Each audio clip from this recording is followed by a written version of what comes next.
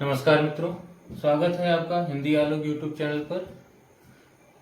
देखिए, भर्तियों के आने के क्रम में एक एक महत्वपूर्ण भर्ती आ गई है जो कि उत्तर प्रदेश लोक सेवा आयोग द्वारा विज्ञापित की गई है। यह 4 तारीख से यानी कल से जो है इसके आवेदन प्रारंभ हो गए हैं। इस भर्ती का नाम है उत्तर प्रदेश लोक सेवा आयोग द्वारा गवर्नमेंट डिग्री कॉलेज यानी गवर्नमेंट डिग्री कॉलेज राजकीय महाविद्यालय असिस्टेंट प्रोफेसर या सहायक आचार्य परीक्षा। इसके लिए जो है अधिसूचना जारी कर दी गई है और ये बहुप्रतीक्षित भर्ती थी। और एलटी ग्रेड के बाद और जीआईसी के बाद लोक सेवा आयोग ने तीसरी एक महत्वपूर्ण भर्ती जो कि लगातार जारी की है, जो कि प्रतियोगियों के लिए ये बहुत ही महत्वपूर्ण सूचना है। एडेड इंटर कॉलेज और में जो टीजीटी पीजीटी हैं उनकी भी परीक्षा की तिथि घोषित हो गई है और इसके अतिरिक्त जो है आपका एलटी ग्रेड, जीआईसी प्रवक्ता और अब ये राजकीय डिग्री कॉलेज असिस्टेंट प्रोफेसर इनके भी विज्ञापन आ गए हैं। तो आप लोग एकदम कोई कोर कसर मत छोड़िए और लग जाइए, क्योंकि ये अवसर जो है चुनाव के पहले का समय है। तो अब इतना है कि 27 के पहले 2026 तक सभी क्लियर हो जाएंगी भर्तियां और उम्मीद है कि जो भी मेहनत करने वाले विद्यार्थी होंगे सभी प्रतियोगियों को नौकरी मिल जाएगी। तो अगर आप अभी से मेहनत करके और एक सुनियोजित तरीके से कार्य करेंगे तो निश्चित रूप से आप सफल होंगे, इसमें कोई भी संदेह नहीं है। तो आज हम लोग समझते हैं इस भर्ती के बारे में कि क्या है इस भर्ती में। तो इस नोटिफिकेशन को हम ध्यान से पढ़ेंगे, हमारे पास अधिसूचना है इसकी। तो सबसे पहले हम देखते हैं इसके बारे में। तो उत्तर प्रदेश लोक सेवा आयोग द्वारा गवर्नमेंट डिग्री कॉलेज राजकीय महाविद्यालय असिस्टेंट प्रोफेसर की भर्ती है 2025। ये जो है भर्ती है, विज्ञापन है। तो काफी समय बाद इसकी परीक्षा जो है इससे पहले 2022 में कराई गई थी, लेकिन उसमें पद जो है बहुत कम थे। इस बार ये भर्ती इसलिए भी महत्वपूर्ण है क्योंकि इस बार जो पदों की संख्या है वह इतिहास में पहली बार है इतनी अधिक। तो इससे इतनी भर्ती, इतनी अधिक मात्रा में भर्ती, बम्पर भर्ती आज तक कभी भी गवर्नमेंट डिग्री कॉलेज के इतिहास में नहीं आई। तो ये बहुत ही महत्वपूर्ण अवसर है। और सबसे बड़ी बात यह है कि एक राजपत्रित पद है, गेजेटेड ऑफिसर बनेंगे आप, राजपत्रित पद है। इससे पहले जो एलटी ग्रेड आया था ग्रुप सी की पोस्ट है। इसके अलावा जो जीआईसी प्रवक्ता आया था वो भी ग्रुप बी की पोस्ट है, तो वो भी अराजपत्रित थी, लेवल 8 था। ये लेवल 10 है, ठीक है। एलटी ग्रेड लेवल 7 था, जो जीआईसी प्रवक्ता था वो लेवल 8 था। अब ये लेवल 10 की है। इसका जो बेसिक होगा आपका वो 57,700 होगा, ये बेसिक होगा। राजपत्रित पोस्ट है, मतलब गजेटेड पोस्ट है, समूह का की ग्रुप ए की पोस्ट है। तो इसकी जो अंतिम तिथि है वो आप देख सकते हैं कि 6/10/2025 है, मतलब 6 अक्टूबर इसकी जो है अंतिम तिथि है। तब तक आप आवेदन कर सकते हैं और 4 सितंबर से इसका आवेदन जो है प्रारंभ हो गया है। आज एक और महत्वपूर्ण दिन है, आज 5 सितंबर है, तो आज शिक्षक दिवस भी है। और इस दिवस पर हम आप लोगों के लिए यही जो है प्रार्थना करते हैं ईश्वर से कि आपको ईश्वर एक सद्बुद्धि दे कि आप अपने लक्ष्य के प्रति ईमानदार रहें, निष्ठावान रहें और अपने सतत प्रयासों से अपना लक्ष्य जो है सुनिश्चित करें। और अगला जो शिक्षक दिवस आए तो आप भी शिक्षक के रूप में स्थापित हो, चाहे आप असिस्टेंट प्रोफेसर बने, प्रवक्ता बने, जो भी बने, लेकिन यह है कि आप एक नौकरी वाले हो, बेरोजगारी से आप ऊपर उठकर एक जो है आप राज्य की सेवा में आ जाएं। ये मेरी आज के दिन की कामना है। और मैं इस नोटिफिकेशन की बात को आगे बढ़ाते हुए हम इसमें देख सकते हैं कि पदों की संख्या कितनी है, 1253 है। जैसा कि मैंने बताया कि बहुत ही बम्पर भर्ती आई है, इतने पद कभी नहीं आए, क्योंकि आप 1235 देख रहे, 1253 देख रहे हैं, लेकिन ये 1253 गजेटेड ऑफिसर हैं और ग्रुप ए की पोस्ट है, तो इसलिए बहुत अधिक है। और इसमें अगर हम देखते हैं तो पदों का विवरण देखें तो अनरिजर्व के जो है 565 पद हैं, अनारक्षित, उसके बाद जनरल, उसके बाद 232 शेड्यूल कास्ट के हैं, एससी है, फिर शेड्यूल ट्राइब या एसटी के जो है अनुसूचित जनजाति के 30 पद हैं, 315 जो है अति अन्य पिछड़ा वर्ग यानी ओबीसी हैं, और ईडब्ल्यूएस यानी आर्थिक रूप से कमजोर, ये 111 पद हैं और फ्रीडम फाइटर के 16 पद हैं। अगर हम हिंदी वाले हैं तो हिंदी की बात करें तो हिंदी में भी 87 पोस्ट है। अगर देखा जाए तो अंग्रेजी में 92 पोस्ट है लगभग, सबसे अधिक कॉमर्स में है। तो अगर तीसरे नंबर की देखा जाए तो हिंदी में इतने पद आए हैं, कभी भी इतने पद नहीं आए। अगर 87 को तोड़ के देखें तो अनारक्षित में जो है 40 पद हैं, अनुसूचित जाति में 16 पद हैं, अनुसूचित जनजाति में 1 पद है, अन्य पिछड़ा वर्ग में जो है 22 पद हैं, ईडब्ल्यूएस यानी आर्थिक रूप से कमजोर में 8 पद हैं और फ्रीडम फाइटर की निष्ठुरता सेनानी के 1 पद हैं। तो ये तो है भर्तियों का कि इतनी आपके सामने भर्ती हैं। और अब इसमें क्या करना है, सबसे पहले तो आपने ओटीआर जो है, जो 1 टाइम रजिस्ट्रेशन है, सबने उम्मीद है बना लिया होगा, क्योंकि आपने एलटी ग्रेड का भी फॉर्म भरा होगा और जो है जीआईसी प्रवक्ता का भी फॉर्म भरा होगा। यदि आपके पास बीएड नहीं है और आप पहली बार जो है जीडीसी का ही फॉर्म भर रहे हैं तो आप ओटीआर जो है 1 टाइम रजिस्ट्रेशन कर दीजिए। 72 घंटे बाद ही उसके फॉर्म फिल होगा, भरा जाएगा और वो अनिवार्य है। जैसे ही ओटीआर में आप फोटो इत्यादि सारी डिटेल आप नहीं देंगे, वो ऑटोमेटिक जब आप फॉर्म भरेंगे तो वो स्वतः वो अपडेट कर लेगा, अद्यतन कर लेगा वो सारी सूचनाओं को।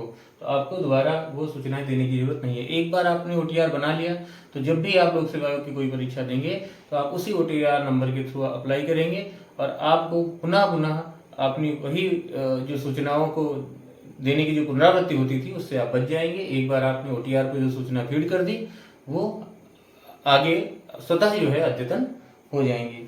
तो अगर हम शुल्क की बात करें तो शुल्क में हम देखते हैं कि 100 रुपये और 25 रुपये प्रक्रिया शुल्क यानी सामान्य और अनारक्षित, आर्थिक रूप से कमजोर और पिछड़ा वर्ग, ये पूरा जो है 125 है। तो अनुसूचित जाति का 40 रुपये है और बाकी 25 रुपये यानी 65 रुपये, दिव्यांग इनका 25 रुपये, भूतपूर्व सैनिक 40 और 25 यानी 65 रुपये। तो कुल मिलाकर फीस बहुत ही नाम मात्र की है, इसमें फीस अधिक नहीं होती। तो आपको बस कमर कस लेनी है तैयारी की। ओटीआर के बाद जानकारी के बाद अगर हम देखें तो रिक्तियों की संख्या देखिए जो 1253 आपको दिख रही है, यह ऐसा नहीं है कि यह बदल सकती है, घट बढ़ सकती है। वैसे घटती बढ़ती नहीं है, लेकिन 2-4 भर्ती कम और अधिक हो जाती हैं स्थितियों के अनुसार। तो ऐसा हो सकता है, आपके पास इसका अधिकार होता है। और अगर हम मुख्य बात अगर नोटिफिकेशन में देखें तो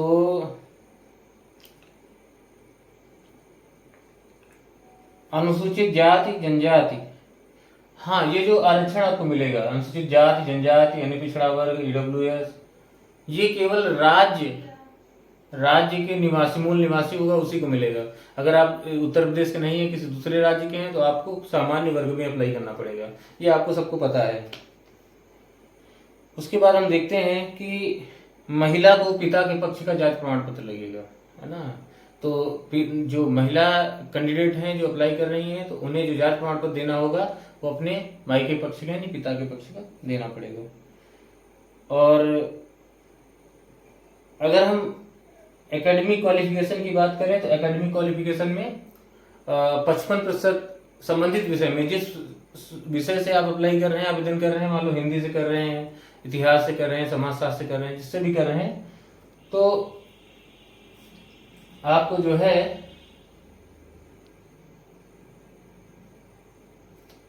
जो है उस विषय में परास्नातक होना चाहिए यानी पोस्ट ग्रेजुएशन होना चाहिए और उसके साथ उसी विषय में यूजीसी नेट की परीक्षा आप उत्तीर्ण होने चाहिए। ये 2 ही क्वालिफिकेशन है जो आपके पास होनी चाहिए। इसमें बीएड इत्यादि की कोई आवश्यकता नहीं होती, केवल आपके पास एमए होना चाहिए 55% और यूजीसी नेट क्वालिफाइंग हो। आप 2 चीजें हो तो आप अप्लाई कर सकते हैं। इसके अतिरिक्त अगर आप नेट क्वालिफाई नहीं है, आप पीएचडी हैं और आप 2016 और 2009 के रेगुलेशन से पीएचडी की हैं, मतलब 2 वाह्य परीक्षकों के द्वारा आपकी पीएचडी मूल्यांकित है, तो आप नेट की ना होते हुए भी अर्ह हो जाएंगे, एलिजिबल हो जाएंगे। इसके अलावा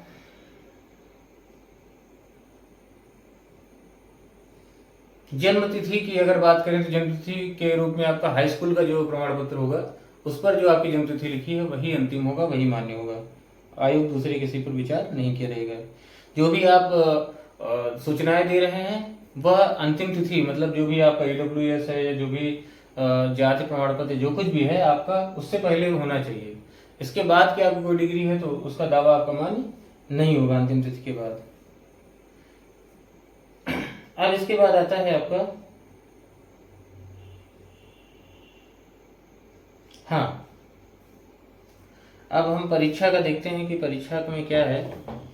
तो आप देखिए इस बार परीक्षा में थोड़ा फेरबदल किया गया है ना।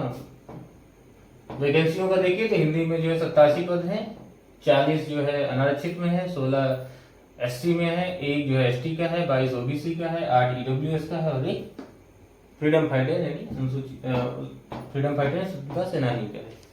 ये जो आरक्षण होगा वो राज्य का होना चाहिए, उत्तर प्रदेश में जो मूल निवासी होगा उसी को मिलेगा, अन्य को जो है सामान्य में ही अप्लाई करना पड़ेगा। तो इसके बाद हम देखते हैं कि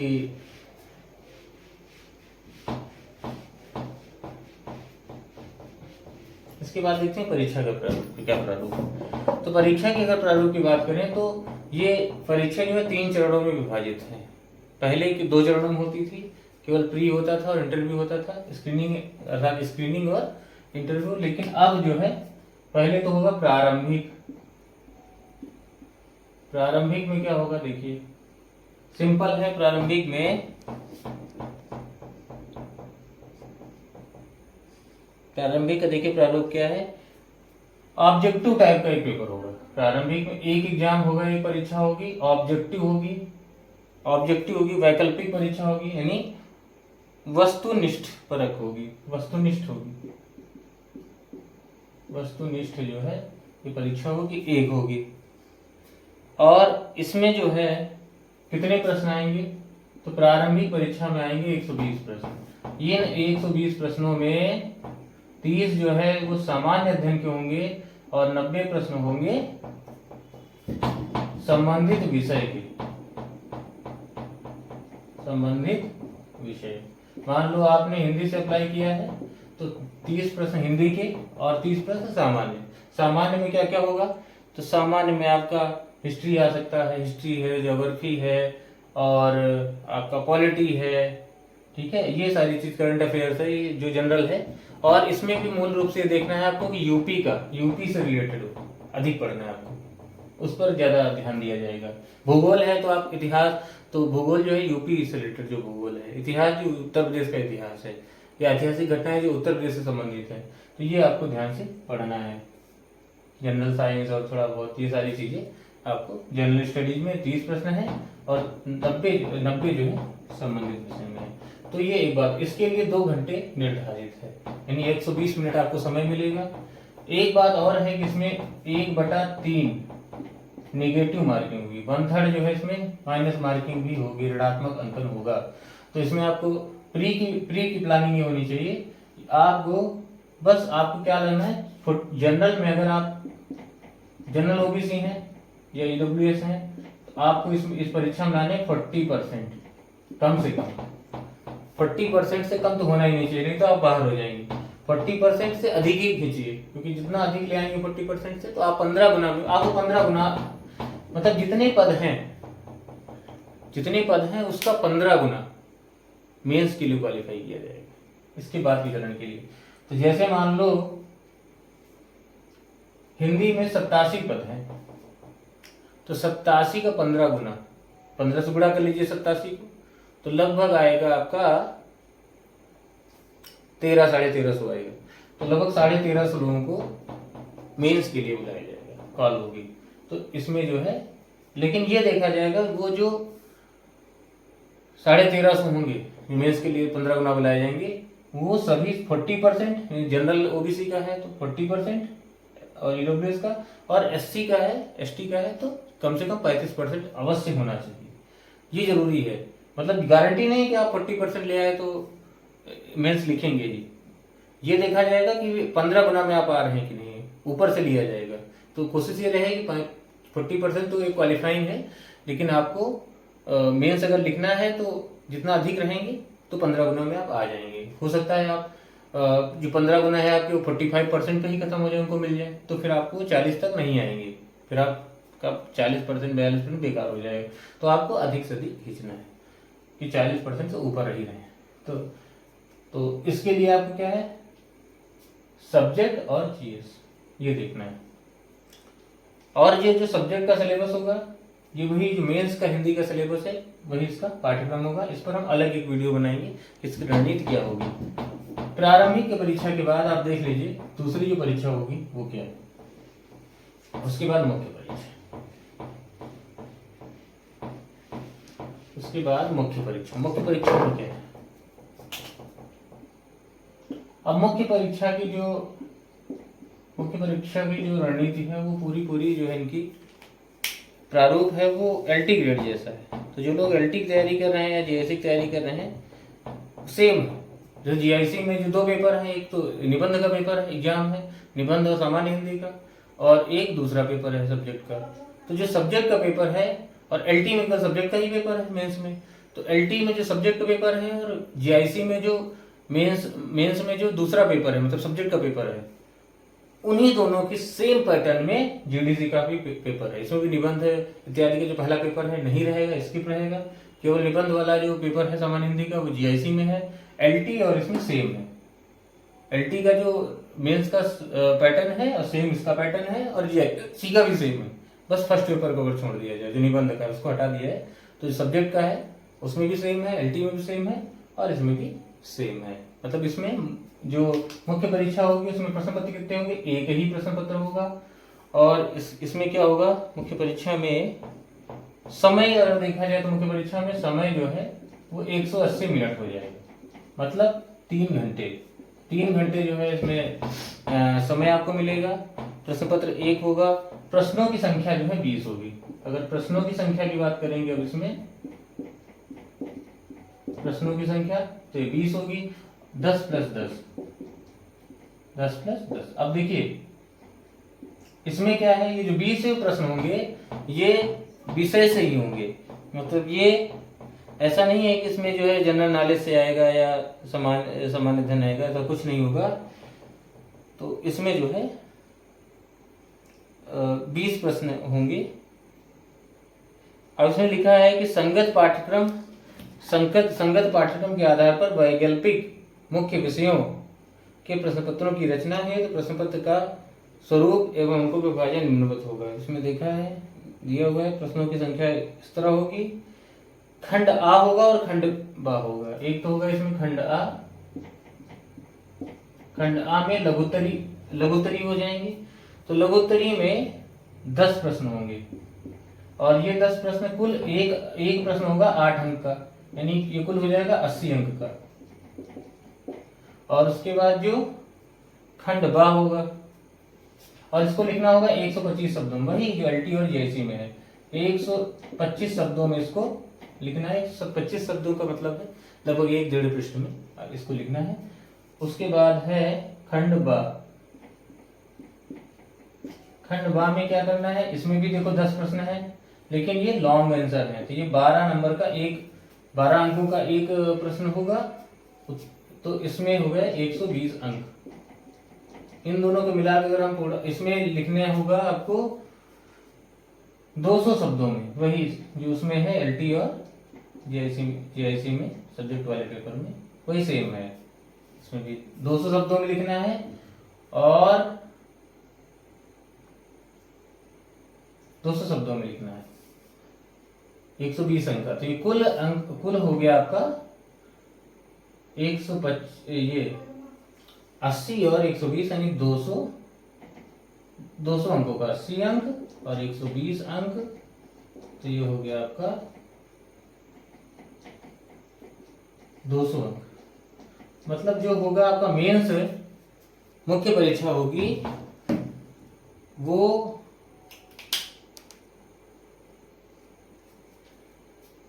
मुख्य परीक्षा होगी वो 3 घंटे की होगी और 200 अंकों की होगी। 200 अंकों की जो है आपकी मुख्य परीक्षा होगी। इसमें जो है सब्जेक्ट से ही आएगा, आपके सब्जेक्ट से ही जो है आपका जो है मेंस एग्जाम होगा। उसके बाद है आपका साक्षात्कार। तीसरा जो चरण है इसका वो क्या है, साक्षात्कार है। साक्षात्कार आपका होगा 25 अंक का होगा। साक्षात्कार जो होगा साक्षात्कार ये होगा 25। ये आपका व्यक्तित्व परीक्षण होगा, 25 अंक का होगा मतलब। और ये जो मेंस के हैं 200 अंक और साक्षात्कार के 25 अंक, तो ये 200 और प्लस 25 यानी जो 225 अंक हैं, इन्हीं के आधार पर आपकी मेरिट बनाई जाएगी और आपका सिलेक्शन होगा। मतलब प्री के नंबर से कोई मतलब नहीं है, प्री केवल क्वालिफाइंग हो जाएगा। मेंस के 200 अंक और इंटरव्यू के 25 अंक, 225 हो गए। इन 225 में जो आप अंक पाएंगे उसके आधार पर मेरिट बनाई जाएगी और उस मेरिट के आधार पर आपका सिलेक्शन होगा। आप देखिए इंटरव्यू में सबको नहीं बुलाया जाएगा। जो आप 15 गुना आएंगे यहाँ मेंस लिखेंगे तो पदों का 15 गुना तो मेंस लिखाएंगे, लेकिन केवल 3 गुना। जैसे पद है, मान लो हिंदी में 87 पद है, अब तो 87 का 3 गुना लगभग 250 लोगों को लगभग इंटरव्यू में कॉलिंग होगी और बाकी लोगों को मेंस से बाहर कर दिया जाएगा। तो ये है इसका जो है इसकी पूरी प्रक्रिया, इस तरह इसका जो है होगा। अब कैसे तैयारी करनी है, पाठ्यक्रम को कैसे कवर करना है, किन किताबों से करना है, इसके लिए हम अलग से एक वीडियो बनाएंगे। तो इस वीडियो में फिर बहुत लंबा हो जाएगा, इसको हम इस वीडियो में नहीं रखेंगे। अब आपको ये रणनीति देखनी होगी कि देखिए कैसे करना है। इसमें मेरे हिसाब से आपको क्या करना है कि प्री पे केवल आप मेंस की तैयारी करिए। मतलब मेंस में जो सब्जेक्ट है उसको अभी से तैयारी करिए और आंसर राइटिंग करिए, चाहे वो LT ग्रेड के लिए हो, चाहे GIC के लिए हो और चाहे इसके लिए हो, सेम तैयारी है। मेंस की तैयारी करते रहिए और GIC में है तो निबंध भी तैयार करते रहिए। बाकी आप मेंस की तैयारी करिए। मेंस का जो सिलेबस है वही मुख्य है और वही इंटरव्यू का ही एक तरह का आधार है। तो मेंस की तैयारी करिए और क्योंकि मेंस और इंटरव्यू से सिलेक्शन होना है इसमें, बाकी सब में मेंस से होना है, LT और GIC में। मेंस की तैयारी करिए। मेंस के सिलेबस से ही प्री बनना है। तो प्री के जो जैसे इसमें है तो 90 और 30 है, तो 90 प्रश्न में मैं मानता हूं अगर आपने 70 भी सही कर दिया, आपकी तैयारी अच्छी सब्जेक्ट में, तो आप इंटरव्यू के लिए आपकी कॉलिंग हो जाएगी। मतलब तब आप जो है मेंस के लिए आपकी कॉलिंग 15 गुना में आप आराम से आ जाएंगे। GS अगर आप छोड़ के भी चलते हैं, कितना भी आप खराब करेंगे GS, तो 30 में 10-12 क्वेश्चन तो सही हो ही जाएंगे। थोड़ा बहुत तैयार करेंगे, 10-12 उधर ले आइए, 70-75 तक इधर ले आइए, 90 में 70 तक भी ले आइए, तो आपका 80-85 भी हो गया। आप बड़े आराम से जो है मेंस लिखेंगे। फिर प्री का काम खत्म हो गया, प्री से तो कोई मतलब नहीं।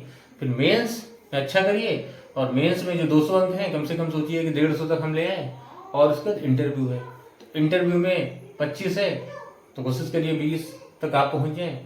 तो दोनों मिलाकर आपका आराम से सिलेक्शन हो जाएगा। पद बहुत अच्छे हैं और सबसे बड़ी बात यह है कि मेंस परीक्षा होने से, चाहे LT ग्रेड हो, चाहे GIC हो, चाहे असिस्टेंट प्रोफेसर हो, मेंस परीक्षा होने से पेपर लीक जैसी घटनाएं खत्म हो जाएंगी। क्योंकि कोई पेपर लीक क्यों करवाएगा, पेपर पा भी जाएगा तो मेंस लिखना है उसे।